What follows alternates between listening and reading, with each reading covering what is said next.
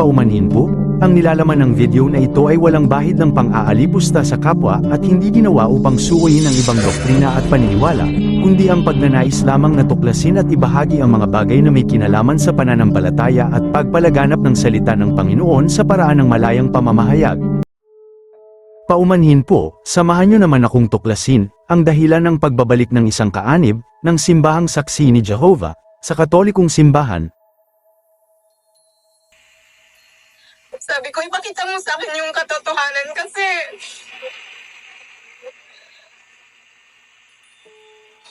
feeling ko wala akong bahay na masisilungan. Sorry po, naiyak talaga ako. Ayoko naman din bumalik sa dati kong religion kasi marami akong nalaman na mga maling aral. Marami akong natuklasan kaya ayoko na talagang bumalik din doon. Sorry sa mga makakarinig nitong mga dati kong mga friends ha. Sorry talaga, ganito talaga yung katotohanan sa akin eh. Ito yung katotohanan sa akin. Sorry talaga if I know kung marinig nyo ito masasaktan kayo pero ito yung totoo sa akin. At saka sa mga natuklasan ko din, sorry talaga. I know, masasaktan kayo if narinig mo itong sasabihin ko. Kaya yun, sinumulan kong saliksikin din yung ibang religion, pero wala talaga kahit isa na mag-match sa yung doktrina nila sa Biblia. Lahat ng Bible verses, minsan tama naman, pero merong ibang Bible verses na hindi talaga match sa doktrina nila. Kwento at babala!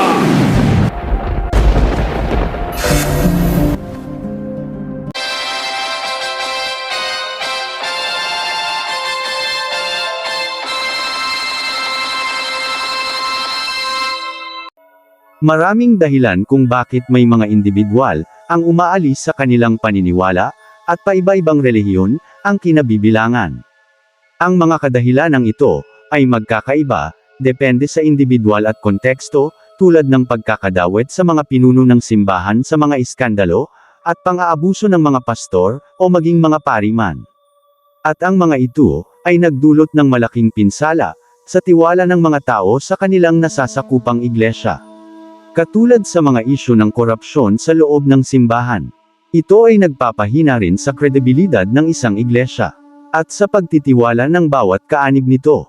Nakakapanghina din, sa paniniwala ng mga kaanib, ang mga istriktong turo ng pag-aabuloy, at iba pang mga lagda na hindi na sumasabay sa pananaw ng maraming tao sa modernong panahon. Para sa ilan, ang dahilan sa kanilang paglisan, mula sa kanilang simbahan, ay tila hindi na nakakapagbigay ng kaugnayan, o suporta na kanilang hinahanap.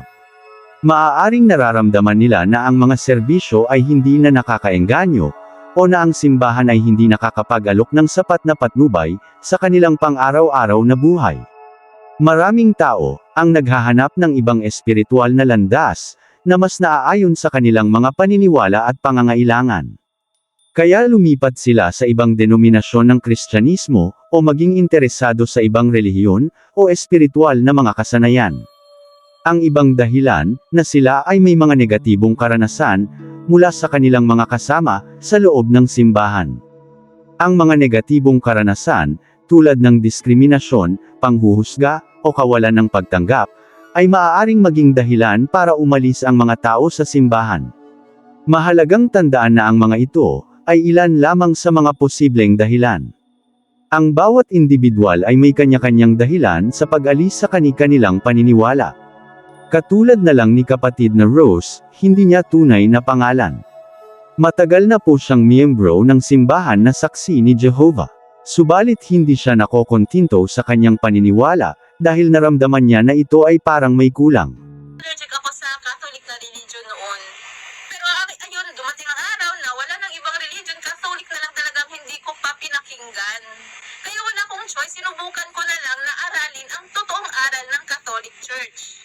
Nanonood ako ng mga debate, ng mga CFD, minsan nagre-research ako, kaya yun, unti-unti ako naliniwanagan dun sa mga akusasyon ko dati, dun sa mga akusasyon ko na ribulto ang sinasamba, Diyos-Diyosan, at saka wala daw sa Biblia, unti-unti akong naliwanagan talaga dun.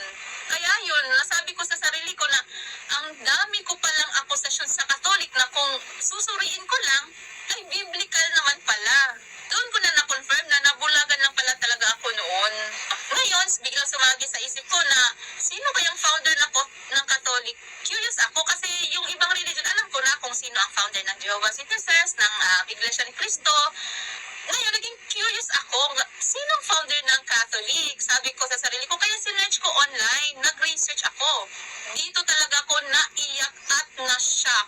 Hindi ko ini-expect si Jesus Christ pala ang founder ng Roman Catholic Church.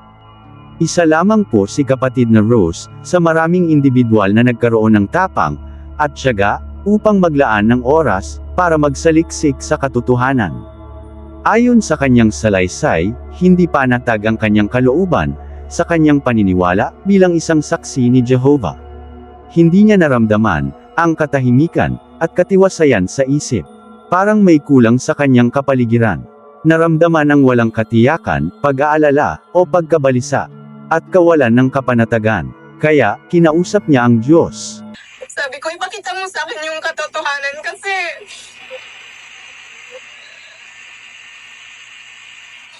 feeling ko wala akong bahay na masisilungan. Pakiramdam niya, ay parang nangungulila siya sa isang lugar, na hindi niya nagustuhang puntahan, ngunit, parang may humihila sa kanya, upang suriin ang isang bagay, na madalas na kinamumuhian sa kanyang buhay, na walang iba kundi ang simbahang Katoliko, at ang isang bagay na nakakamangha sa kanya, ay ang isang salaysay ng kasaysayan na kanyang nababasa, na ang Iglesia Katolika, ay totoong tatag nga pala ng Diyos mismo, dahil sa nalalaman niyang ito, ang lahat ng kanyang mga atake, tungkol sa doktrina ng Katoliko, ay naging magaan sa kanyang kalooban, lalo na ang tungkol sa mga rebulto, na umano'y madalas niyang inaalipusta. Sa mga akusasyon ko na rebulto ang sinasamba, Diyos-Diyosan at saka wala daw sa Biblia, unti-unti akong naliwanagan talaga dun. Malinaw na ang kanyang pagpapakumbaba sa sarili, at sa pamamagitan ng kanyang bukas na isipan, ito ay ang nagiging gabay niya na magkakaroon ng pagnanais na tuklasin ang doktrina ng simbahan Katoliko. At ang pinakamalaking dahilan kung bakit siya nagnanais na bumalik sa Katoliko, dahil sa isang tanong na hanggang ngayon usap-usapan ng maraming relihiyon, ang tanong na kung totoong nalipol, o nawala ang tunay na Katoliko noon, dahil sa pang-uusig, ayon sa kanyang pahayag, na hinding-hindi siya naniniwala, na ang lahat ng mga kaanib ng totoong simbahan noon, natatag mismo ng Panginoong Hesus, ay naubos at ang Katoliko ay nawala na. Tanong ko yung ibang kapatid na saksi, may isa akong tinanong, sabi ko na sana pala yung bunga ng mga apostoles noon, sana yung simbahan nila, pero sabi niya sa akin, ang sagot niya sa akin, mula daw nung namatay ang mga apostoles, nawala na daw lahat ng mga Kristiyano. Kaya tinanong ko siya, saan namang Bible verse makikita na ang mga Kristiyano ay nawala lahat mula nang namatay ang mga apostoles? Sabi niya, nasa Bible daw, pero hindi niya maipakita sa akin. Sabi niya, babalikan na lang daw niya ako if nakita na po niya yung talata sa Biblia. Pero hanggang ngayon, hindi pa niya ako binalikan. 5 years ago na nangyari yun, hanggang ngayon hindi pa niya talaga ako sinagot. Doon na, nagsimula akong mag-focus na lang na hanapin yung katotohanan at saka hindi na ako masyadong active sa pagdalo ng mga Bible studies namin. Mahilig kasi talaga akong mag-analyze. Minsan, iniisip ko na imposible naman talaga, di ba, na biglang nawala lahat ng Kristiyano nang namatay lahat ng apostoles. Parang walang logic ba? Saan yung logic kung ganyan yung iisipin mo? Kasi ako naniniwala kasi ako na nang mamatay ang apostoles, meron talaga yan silang mga sumusunod. Hindi talaga yan napuputol. Imposibleng maputol yan. Yan talagang nasa isip ko. Kaya hinanap ko kung ano yun, kung ano yung simbahan nila ngayon. Kung ano yung simbahan nila ngayon. Yan po ang dapat na itanong ng isang tunay na mananaliksik, binuksan ng isipan, at nagpapakumbaba sa sarili, upang makakatiyak kung ang kanyang relihiyon ba talaga ang nasa katotohanan. Una niyang katanungan, kung saan na ngayon ang mga burol ng mga apostol, at hinanap rin niya kung saan na ngayon ang kanilang simbahan. Ang malaking problema, sa mga nasa labas ng simbahang Katoliko, na kahit may nakatago na mga katanungan sa isipan nila, ngunit pilit pa rin nilang baliwalain ang mga ito at pinaubaya na lamang sa kanilang mga ministro at pastor ang pagsusuri, at sa ganoong paraan, tiyak na ang maririnig lang nila ay ang mga sariling interpretasyon lang ng kanilang mga mangangaral, kaya hanggang doon na lamang ang kanilang nalalaman tungkol sa kasaysayan ng totoong simbahan. Subalit, ang tanong na ito, ay isang malaking hamon para sa kanila, kung saan na ngayon ang simbahan na tatag mismo ng Diyos, dahil ayon sa paniniwala ni kapatid na Rose, hindi maaring mawala ng tuluyan ang simbahan ng Diyos. Oo nga naman po, lalo na noong sinabi ni Jesus sa kanyang mga apostol na siya ay kasama nila hanggang sa katapusan ng mundo. na mababasa natin sa aklat ng Mateo Kapitulo 28 versikulo 20, ito ang kanyang pangako. Turuan ninyo silang sumunod sa lahat ng iniutos ko sa inyo, at tandaan ninyo, ako ay palagi ninyong kasama hanggang sa katapusan ng mundo. Dahil sa pangako ng Panginoon na ito, malinaw na buhay pa hanggang ngayon, ang simbahan ng Panginoong Hesus, dahil kailanman si Kristo ay hindi magsinungaling sa kanyang mga pangako. Ito ay isang palaisipan na dapat pansinin ng isang kaanib na mga simbahan na nasa labas ng Iglesia Katolika habang may panahon pa. At binigkas ni kapatid na Rose ang isang kasabihan na ang mga Katoliko na mahihina ang pananampalataya ay madaling akitin ng mga Protestante, ngunit ang mga may matitinong kaisipan na mga Protestante ay gustong babalik sa simbahang Katoliko. Nasabi ko talaga na hindi mababayaran ng anumang halaga pag nahanap mo talaga yung katotohanan. Kaya totoo nga ang weak Catholics become Protestants, strong Protestants become Catholic. Lahat tayo ay may kaisipan na malaya, kaya bakit hindi pa natin gamitin ang ating oras para magsaliksik sa katotohanan? Katulad ng ginawa ni kapatid na Rose, bakit ba natin pinagbawalan ang ating mga sarili na tuklasin ang anumang bagay na mas nakakabuti, lalo na sa ating mga kaluluwa? Dahil po ba na nahihiya tayong lilisanin ang nakagisnang relihiyon at iwanan ang mga masayang samahan kasama ang ating mga kapatid sa paniniwala? Hindi ba natin naisip na katulad ni kapatid na Rose, na nakakita ng mas masaya na tagpo sa kanyang buhay, dahil ngayon ay nasa totoong pamamahay na siya ng Diyos? Na-confirm ko na mag-Catholic na talaga ako. Kaya yun, yung mama ko, pinatawag yung ansyanos sa congregation namin kasi iba na daw ang paniniwala ko. Ayun, nag-usap kami ng ansyano. Yung ansyano is yung leader ng congregation namin. Nag-usap kami. Sinabi ko talaga na, brother, aalis na talaga ako. Magtitiwalag na ako. Magka-Catholic na talaga ako.